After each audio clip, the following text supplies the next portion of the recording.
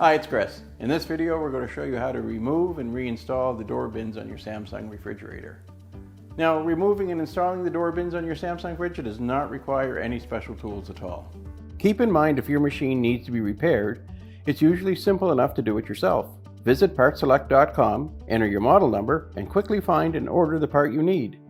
Some of the reasons you're going to be looking at removing and reinstalling those door bins primarily is going to be a result for cleaning. Something spilled and you need to wipe it up. It's easier to take the bin out and clean it.